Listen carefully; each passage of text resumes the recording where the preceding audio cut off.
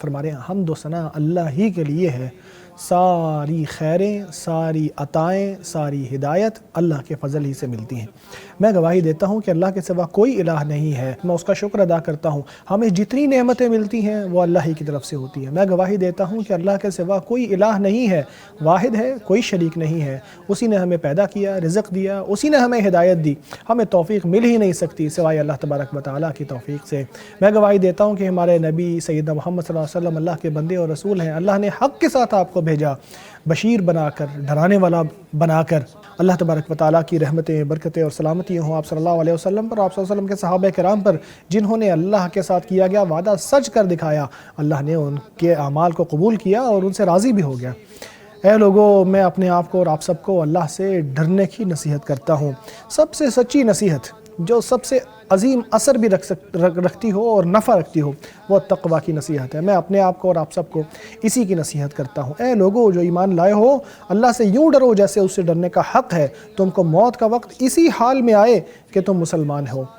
جب ہم چھوٹی صورتوں پر نظر ڈالتے ہیں تو ہمیں قریش کی صورت نظر آتی ہے، جس میں ایک ایسی آواز نکلتی ہے جو ہمیشہ دور گونجتی رہتی ہے، ہمارے دلوں پر اثر ڈالتی ہے، ہمارے نفس کو زندہ کرتی ہے اور ہمارے دلوں میں ایمان، شکر کے جذبات کو بڑھاتی ہے۔ لإلاف قریش إِلَافِهِمْ رِحْلَةَ الشِّتَاءِ وَالصَّيْفِ فَلْيَعْبُدُوا رَبَّ هَذَا الْبَيْتِ الَّذِي أَطْعَمَهُم مِّن جُوعٍ وَآمَنَهُم مِّن خَوْفٍ۔ یہ وہ صورت ہے جس کے اندر ایسی آیات آئی ہیں کہ جن کے ذریعے دل کے اندر اثر پڑتا ہے۔ ایسے دو معنی اس کے اندر آتے ہیں۔ پہلا تو یہ ہے کہ بھوک کے بعد کھانا، اور دوسرا خوف کے بعد امن۔ یہ ایسی دو چیزیں ہیں جو زندگی کے بڑے بنیادی اساس ہیں۔ جو ان دونوں چیزوں کو پالے، اسے دنیا کا ایسا خزانہ مل گیا کہ جس کی کوئی قیمت نہیں ہو سکتی۔ اللہ نے بھوک ختم کر کے کھانا کھلایا۔ جس دور میں بھوک ہو اس دور میں کھانا مل جائے تو یہ صرف کھانا نہیں ہوتا، بلکہ انسان کو زندگی دینے والا پانی مل جانا جو انسان کو زندگی دے دے، وہ سکون مل جائے یا وہ گرمائش مل جائے جو ٹھنڈک سے بچا لے۔ لیکن جب انسان ان چیزوں سے محروم ہو جاتا ہے تو صرف پیٹ ہی خالی نہیں ہوتا، بلکہ انسان کی انسانیت بھی ختم ہونے لگتی ہے، اس کی کرامت بھی ختم ہونے لگتی ہے۔ اسی طرح جو خوف سے بچانے کا اور امن کی نعمت ہے، یہ ایسی چیزیں ہیں کہ جن کے ذریعے انسان کو سکون ملتا ہے۔ بچے اپنی ماؤں کی گودوں میں سکون کا احساس کرتے ہیں، یقین رکھتے ہیں کہ کل آنے والا ہے، اس میں کوئی رعب نہیں ہے، کوئی خوف نہیں ہے، کوئی بے تابی نہیں ہے جو کل کے حوالے سے انسان کے دل کو غیر مطمئن کرتی ہو۔ یہ ایسی نعمت ہے کہ جس کا احساس اس بندے کو نہیں ہوتا جس کے پاس وہ ہوتی ہے، لیکن جب وہ دیکھتا ہے کہ دوسرے اس سے محروم ہیں تو اس کو اس کا احساس ہوتا ہے۔ خوف جب کسی زمین میں پہنچتا ہے تو لوگ اطمینان کھو بیٹھتے ہیں، لوگ دن کو بھی ایک جہیم کی طرح سمجھنے لگتے ہیں، اور رات تو ایسا احساس ہوتا ہے کہ جو خوف سے بھرا ہوا ہوتا ہے۔ امن ہی ہمیشہ کا سکون ہے جو دلی اطمینان بندے کو نصیب کرتا ہے، جو کسی قیمت میں خریدا نہیں جا سکتا۔ نبی اکرم صلی اللہ علیہ وسلم نے اس حوالے سے فرمایا کہ جو اس حال میں صبح کرے کہ وہ اپنے گھر میں امن کے ساتھ ہو اور اس کے پاس جسم کی تندرستی بھی ہو اور ایک دن کا کھانا موجود ہو، تو گویا کہ اس کے پاس ساری دنیا کی نعمتیں ہیں۔ تین نعمتیں ہیں جو انسان کے پاس ہوں تو شکوہ نہیں اس کو کرنا چاہیے، لوگوں کے ہاتھوں کی نعمتوں کو دیکھنا نہیں چاہیے، امن جو دل کے اندر موجود ہو، ایسی صحت جو زندگی اس کو جینے کے قابل بنائے، اور ایسا کھانا جو اس کی حاجت کو پورا کرنے والا ہو۔ اللہ کا فرمان ہے اس رب کی عبادت کریں، اس گھر کے رب کی جس نے ان کو کھانا کھلایا، بھوک سے محفوظ کیا اور امن دے کر خوف سے محفوظ کیا۔ اس میں اللہ نے دعوت دی ہے، توجہ دلائی ہے کہ اللہ کے سامنے جھکنا چاہیے، اس اللہ کے سامنے جس کے ہاتھ میں ہر چیز ہے، صرف اللہ کے سامنے کہ جس کے پاس سے ہی، جس کے خزانوں سے ہی نعمتیں آتی ہیں۔ خوف اسی کی مہربانی سے ختم ہوتا ہے۔ اسی نے قریش کو بھوک کے بعد کھلایا، اس نے رزق ان کی طرف لایا، وہی اللہ ہے جس نے ان کو امن دیا، خوف سے بچایا، امن اور استقرار اور سکون اور چین کے اسباب فراہم کیے، کعبہ شریف کے ذریعے ان کو امن عطا فرمایا۔ یہ ان کی اپنی محنت کا نتیجہ نہیں تھا، بلکہ یہ اللہ تبارک و تعالیٰ کا فضل اور اس کی مہربانی تھی، ایسی نعمت تھی کہ جس پر اللہ کا حمد بجا لانا اور اس کا شکر کرنا ضروری تھا۔ جزیرہ عرب اسلام سے پہلے مسلسل خوف کا شکار تھا، لوگ مختلف قسم کی برائیوں میں گھرے ہوئے تھے، طرح طرح کے مسائل کا شکار تھے، لیکن جب اسلام آیا تو وہ بکھرے ہوئے تھے، وہ ایک ساتھ جمع ہو گئے، اکٹھے ہو گئے، ان کا خوف امن کے ساتھ بدل گیا، ایک ایسی قوم سے جس کو کوئی جانتا نہیں تھا، ایسی امت بن گئے کہ جو مشرق اور مغرب میں پھیل گئے۔ یہ اللہ تبارک و تعالیٰ کے فضل سے ممکن ہوا، اللہ کی ہدایت سے جو اللہ تبارک و تعالیٰ نے ان کے اوپر نازل کی، جبکہ وہ اس کی توقع نہیں رکھتے تھے۔ یہاں اس صورت میں یہ پکارا گیا، یہ ہدایت دی گئی کہ اللہ کی عبادت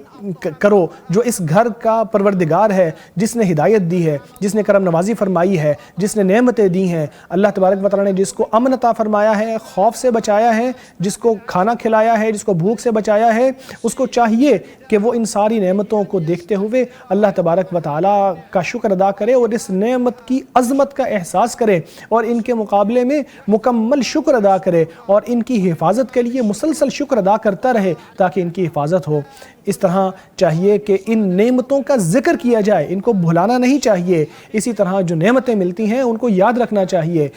ان کو صرف الفاظ میں بیان نہیں کیا جاتا بلکہ یہ دل میں اس کا احساس پیدا ہونا چاہیے، پھر زبان کے ساتھ ان کا اقرار ہونا چاہیے، پھر اعمال کے ذریعے ان کی ترجمانی ہونی چاہیے کہ اللہ تبارک و تعالیٰ ہی فضل فرمانے والا ہے۔ اللہ تبارک و تعالیٰ کی فرمانبرداری کی جانی چاہیے نعمتوں کے ذریعے، ان نعمتوں کو استعمال کر کے اللہ کی ناشکری نہیں کرنی چاہیے، اللہ تبارک و تعالیٰ کی فرمانبرداری کرنی چاہیے۔ جو یہ جان لیتا ہے کہ امن کی نعمت کیا ہے اور بھوک کے خاتمے کی نعمت کیا ہے، اس کو یہ احساس ہوتا ہے کہ وہ لوگ کتنی مشکل میں ہیں جو امن میں نہیں ہیں، جو بھوک میں ہیں۔ اس حوالے سے اس موقع پر میں یہی کہنا چاہوں گا کہ ہمیں ان لوگوں کا حال دیکھنا چاہیے کہ وہ ہمارے بھائی جو فلسطین میں ہیں ایسے حال میں ہیں کہ جہاں نہ تو کھانا ہے اور نہ ہی وہاں امن ہے۔ وہ حالات ایسے ہیں جن کو دیکھ کر انسان کا کلیجہ منہ کو آنے لگتا ہے، یہاں تک کہ ان کا حال ایسا ہو گیا کہ ان کے جسم کمزور ہو گئے ہیں، ان کے جو گلے ہیں وہ خشک ہو چکے ہیں، ان کو پانی بھی نصیب نہیں ہوتا۔ ان کے مقابلے میں وہ زندہ دل لوگ جو ان کو دیکھتے ہیں، وہ جو مسلسل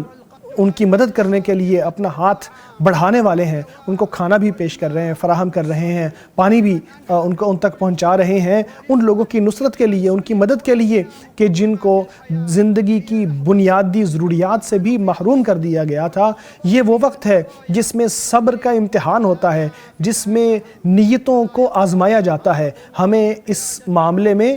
حصہ ڈالنا چاہیے۔ یہ نہ بھولیں کہ ہمارا یہ ملک اس حوالے سے بہترین کردار ادا کر رہا ہے، فلسطین کی مدد میں وہ بہت بڑا کردار ادا کر رہا ہے، مختلف انٹرنیشنل فورمز کے اوپر وہ مسلسل باتیں کر رہا ہے، مسلسل کوششیں کر رہا ہے انٹرنیشنل لیول کے اوپر کہ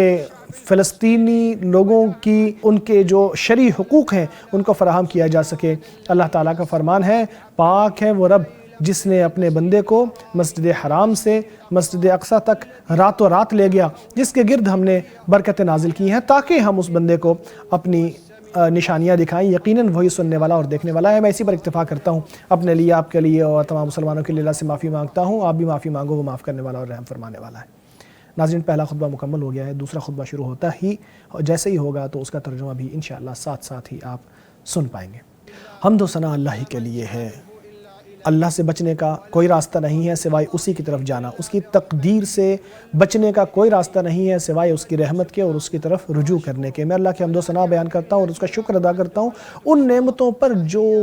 گنتی سے زیادہ ہیں، وہ اسی کی طرف سے آتی ہیں اور وہی وہ دینے والا ہے۔ میں گواہی دیتا ہوں کہ اس کے سوا کوئی الہ نہیں ہے۔ اس نے آسمانوں کو اپنے قدرت سے اٹھایا ہے، ساری مخلوق اس کے سامنے جھک گئی ہے، چاہے وہ اپنی مرضی سے جھکے یا زبردستی جھکے۔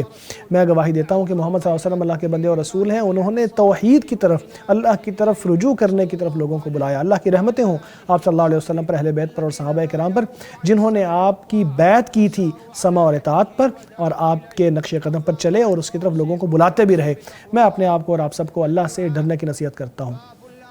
دعا وہ دروازہ ہے جو کبھی بند نہیں ہوتا، سچی نیت ایسا عمل ہے جو کبھی ضائع نہیں ہوتا، اچھے الفاظ، بھلے الفاظ کے اثرات بہت زیادہ ہوتے ہیں،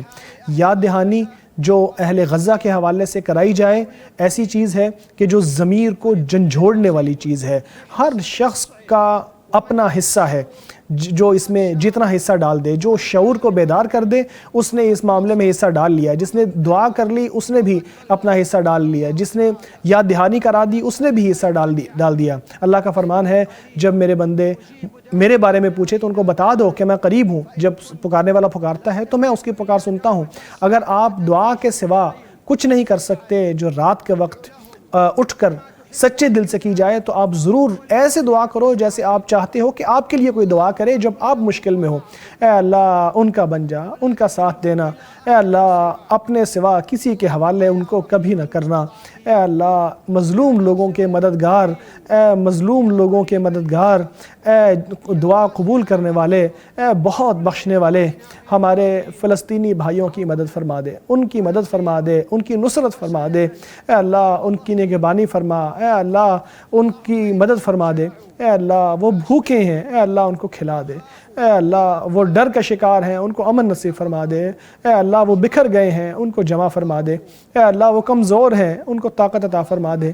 اے اللہ ان کا کوئی ہیلہ نہیں ہے سوائے اس کے کہ تیری طرف رجوع کریں، ان کی کوئی طاقت نہیں ہے سوائے تیری رحمت کے، اے اللہ ان کو کھلا، بھوک ختم کر، ان کو امن عطا فرما، ان کا خوف ختم فرما دے، اے اللہ ان کی مصیبت کو دور فرما دے، ان کے فوت شدگان پر رحم فرما، ان کے زخمیوں کو شفا عطا فرما، جو گھر نہیں ہے ان کو اپنے گھروں تک لٹا دے، اے اللہ ان پر رحم فرما، تو ہی سب سے بڑھ کر نرمی فرمانے والا ہے، اے اللہ ان پر ظلم کرنے والے کو ہلاک کر دے، اے اللہ ان کے بچوں پر ظلم کرنے والے، اے اللہ سارے زندگی کے راستے بند کرنے والوں کو سزا دے، اے اللہ تیرا لشکر کبھی مہزوم یا ناکام نہیں ہوتا، اے اللہ تو ان کی مدد فرما، تو ہی طاقت والا ہے، تو ہی ان کی مدد فرمانے والا ہے، اے اللہ ہم تجھ سے ساری خیر کا سوال کرتے ہیں، جلد آنے والی اور دیر سے آنے والی، اور ہر شر سے تیری پناہ میں آتے ہیں، چاہے وہ جلد آنے والا ہو یا دیر سے آنے والا ہو، جسے ہم جانتے ہوں یا جس کو ہم نہ جانتے ہوں، خیر کا سوال کرتے ہیں، جلد آنے والی،